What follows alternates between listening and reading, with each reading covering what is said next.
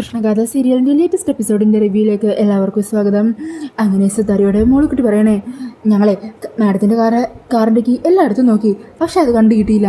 പിന്നെ കുറച്ചു നേരം മുമ്പ് മേഡം പുച്ഛിച്ചൊരു വണ്ടിയുണ്ടല്ലോ, എൻ്റെ ഓട്ടോറിക്ഷ, അതിലായിരുന്നു പിന്നീടുള്ള സവാരി. ഈ സമയം കൃഷ്ണ ചോദിക്കുന്നുണ്ട്, അമ്മയ്ക്ക് ദാഹിക്കുന്നുണ്ടോ? ഉണ്ട്, ഞാൻ വെള്ളം എടുത്തു തരാം. അങ്ങനെ പറഞ്ഞ കൃഷ്ണ അവിടെയുള്ള ജഗ്ഗിൽ നിന്നും കുറച്ച് വെള്ളമൊക്കെ എടുത്ത് സിതാരയ്ക്ക് കുടിക്കാൻ കൊടുക്കുവാണ്.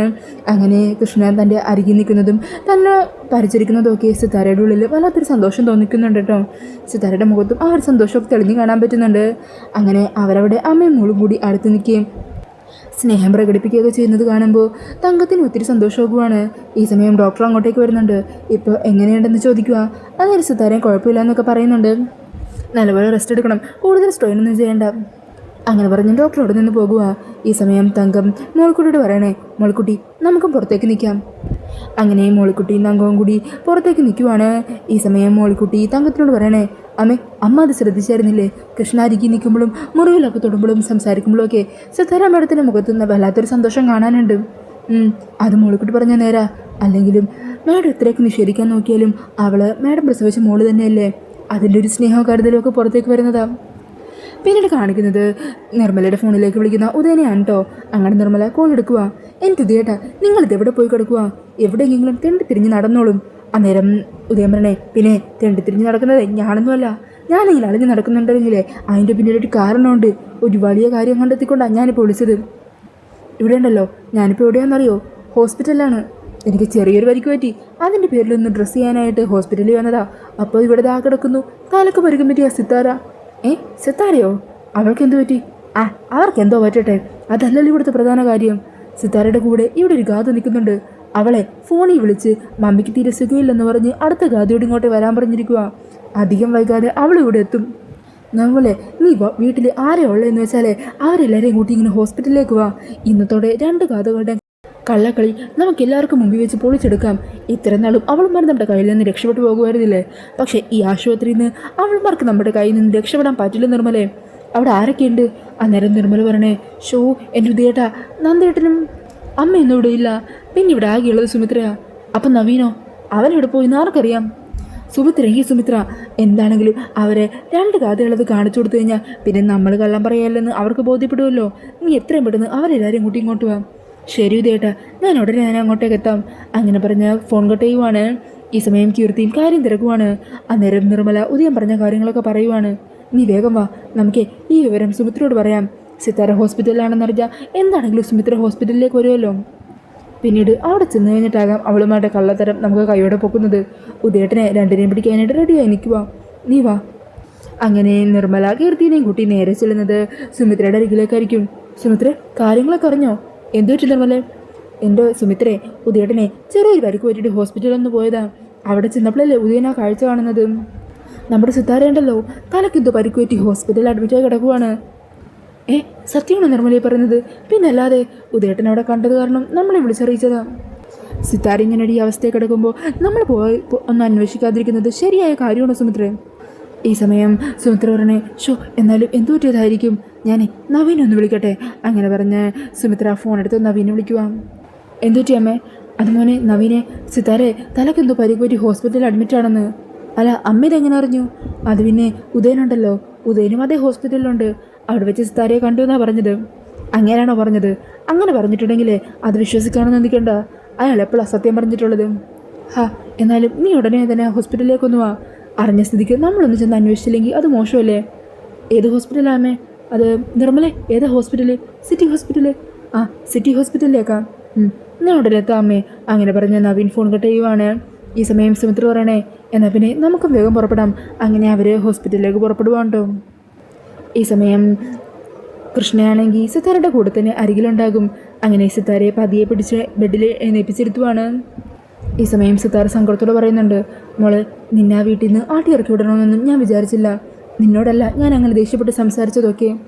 അന്നേരം കൃഷ്ണ പറഞ്ഞേ, അതെന്തോ ആയിക്കോട്ടെ, പക്ഷേ എൻ്റെ അമ്മ ഒരു പാവമാണ്. മോളെ, നിനക്കറിയാത്ത പല കാര്യങ്ങളും എൻ്റെ ജീവിതത്തിൽ സംഭവിച്ചിട്ടുണ്ട്. അതൊക്കെ ഇപ്പം നിന്നോട് പറഞ്ഞിട്ട് പ്രത്യേകിച്ചൊരു കാര്യവുമില്ല. അതുകൊണ്ടാണ് ഞാനൊന്നും പറയാത്തത്. അങ്ങനെ അവർ പരസ്പരം മനസ്സ് തുറന്ന് ഓരോ കാര്യങ്ങളൊക്കെ സംസാരിച്ച് സന്തോഷത്തോടു കൂടി ഇരിക്കുവാണ്. ഈ സമയത്തായിരിക്കോട്ടോ ഗാഥയെ സിനിമ വരുന്നത്. അങ്ങനെ മറഞ്ഞു നിന്ന ഉദയൻ ഇത് കാണുക. അപ്പം 2ാമത്തെ ഗാഥ എത്തി. ഇപ്പോൾ 2 ഗാഥയും ആ റൂമിലുണ്ട്. നിർമ്മലെ, ഇനി നീ ഒന്ന് വേഗം അവരെയും കൂട്ടി എത്തിയാൽ മാത്രം മതി, എല്ലാം ഇവിടെ സെറ്റാണ് എന്നും പറഞ്ഞ് ഉദയൻ അവിടെ വെയിറ്റ് ചെയ്ത് നിൽക്കുവാൻ കേട്ടോ നിർമ്മലേനെയും കീർത്തിനെയൊക്കെ. ഈ സമയം ഗാഥയാണെങ്കിൽ നേരെ മമ്മി കിടക്കുന്ന ആ റൂമിലേക്ക് പോകുവാണ്. ഈ സമയം റൂമിൻ്റെ ഫ്രണ്ടിൽ തന്നെ നിൽക്കുന്ന തങ്കത്തിനെയും മോളുകുട്ടിയെയും കാണുമ്പോൾ ഗാഥ പ്രശ്നം ഉണ്ടാക്കുവാം. നിങ്ങൾ എൻ്റെ മമ്മിയുടെ ജീവിതം തകർത്തവരാണ്. ഞങ്ങൾ കാണുന്നത് പോലും എൻ്റെ മമ്മിക്ക് ഇഷ്ടമല്ല. എന്നിട്ട് നിങ്ങൾ എന്തിനാ വലിഞ്ഞേറി ഞങ്ങളുടെ വീട്ടിലേക്ക് വരുന്നത്? എൻ്റെ മമ്മി ഈ അവസ്ഥയിലാക്കിയത് നിങ്ങളെല്ലാവരും കൂടി ചേർന്നല്ലേ? അന്നേരം മോളിക്കുട്ടി പറയുന്നുണ്ട്, അതെ, നിൻ്റെ മമ്മി അകത്ത് കിടപ്പുണ്ട്. നിൻ്റെ മമ്മിയോട് തന്നെ ചോദിക്കുക ഞങ്ങൾ എന്തെങ്കിലും ചെയ്തോ ഇല്ലയോ എന്നൊക്കെ. ദേ, എൻ്റെ മമ്മിക്ക് എന്തെങ്കിലും സംഭവിച്ചിട്ടുണ്ടല്ലോ, നിന്നെ ഒറ്റൊരെണ്ണത്തിന് ഞാൻ വെറുതെ വിടില്ല, ഒക്കത്തിനെയും ജീവനോടുകൂടി കത്തിക്കും. ഒന്ന് പോയേടി, നീ ആരടി ഞങ്ങളെ ഭീഷണിപ്പെടുത്താൻ? ദേ, നിന്നേക്കാളും വളരെ താഴ്ന്ന രീതിയിൽ സംസാരിക്കാനേ എനിക്ക് നല്ലപോലെ അറിയാം. അന്നേരം ഗാഥ പറയണേ, ഞാൻ മമ്മിയെ ചെന്ന് കാണട്ടെ, വെച്ചിട്ടുണ്ടടി നിനക്ക് ഞാൻ. അങ്ങനെ പറഞ്ഞ ദേഷ്യത്തിൽ ഗാഥ സിനിയുടെ ഒപ്പം അകത്തേക്ക് കയറി ചെല്ലുവാണ്. ഈ സമയം കൃഷ്ണ സിത്താരയുടെ അരികിൽ സിത്താരേനെ വെള്ളമൊക്കെ കൊടുത്ത് മരുന്നൊക്കെ കഴിപ്പിച്ചുകൊണ്ടിരിക്കുന്ന ആ കാഴ്ചയൊക്കെ കാണുന്നതും ഗാഥക്ക് അങ്ങ് ദേഷ്യം വരുവാ. ഡി, നീ എന്തായി കാണിക്കുന്നത്? എൻ്റെ മമ്മീനെ ഈ അവസ്ഥയിലാക്കിയതും പോരാ, എന്നിട്ടിപ്പോൾ എൻ്റെ മമ്മീനെ സ്വസൃഷ്ടി പരിഹരിച്ച് അങ്ങ് നിൽക്കുന്നു. ഇപ്പം നീ ഇവിടുന്ന് കടന്നു പൊക്കോണം. ഗാഥ, എന്തായി കാണിക്കുന്നത്? കൃഷ്ണ എന്നൊന്നും ചെയ്തിട്ടില്ല. സ്റ്റെപ്പിൽ നിന്ന് തലയിടിച്ച് ഞാനാ വീണത്. ഇവരൊക്കെ അവിടെ ഉണ്ടായത് കാരണോ എനിക്ക് അധികം പരിക്ക് പറ്റാതെ ഇവിടെ എത്താൻ പറ്റിയത്? മമ്മി ഒന്നും പറയണ്ട, എനിക്കറിയാം ഇവളുമാരുടെയൊക്കെ സ്വഭാവം.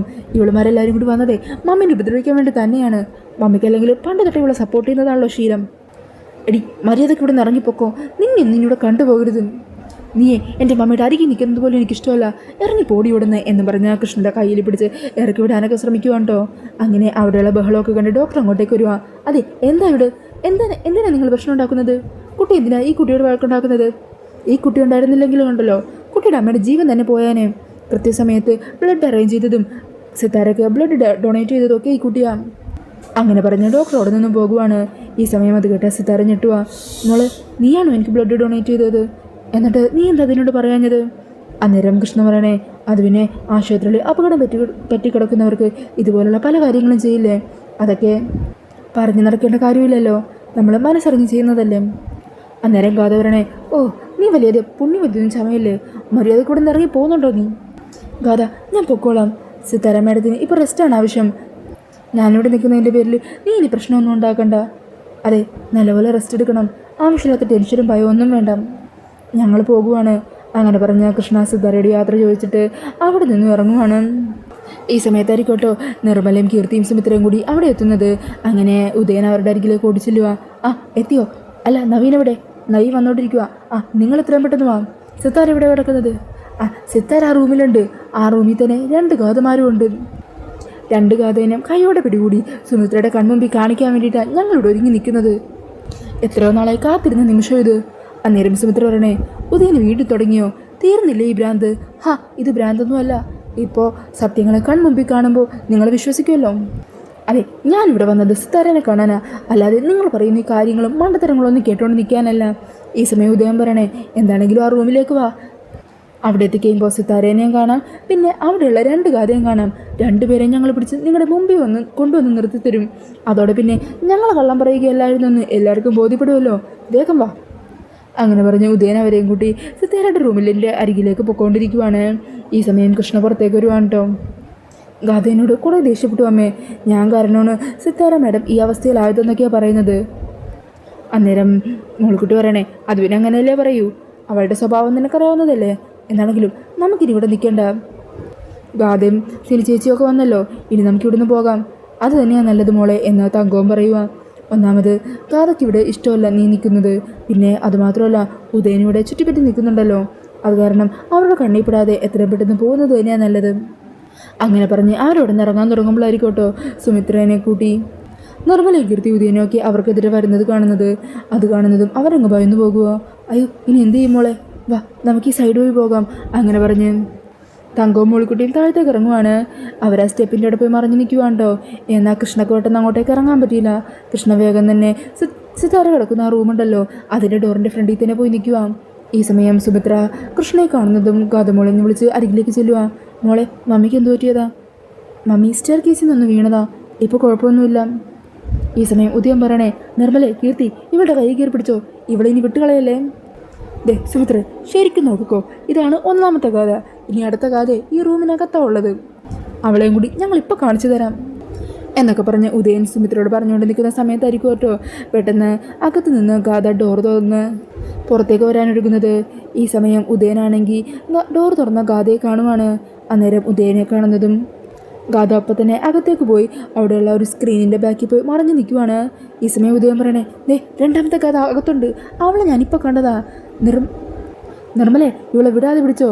ദേ സുമിത്രേടത്തി അകത്തേക്ക് വാ, അവളിപ്പോൾ ഞാൻ കാണിച്ചു തരാം. അങ്ങനെ പറഞ്ഞ് അകത്തേക്ക് കയറി നോക്കുമ്പോൾ അവിടെ ഗാഥേനെയൊന്നും കാണുന്നില്ല കേട്ടോ. ഗാഥയാണെങ്കിൽ അവിടെ സ്ക്രീനിൻ്റെ ബാക്കിൽ തന്നെ മറഞ്ഞു നിൽക്കുമായിരിക്കും. ഈ സമയം സിനി അങ്ങോട്ടേക്ക് വരുവാ. എടി എവിടെയാടി ഇത്ര നേരം അകത്തുണ്ടായിരുന്ന ഗാഥ?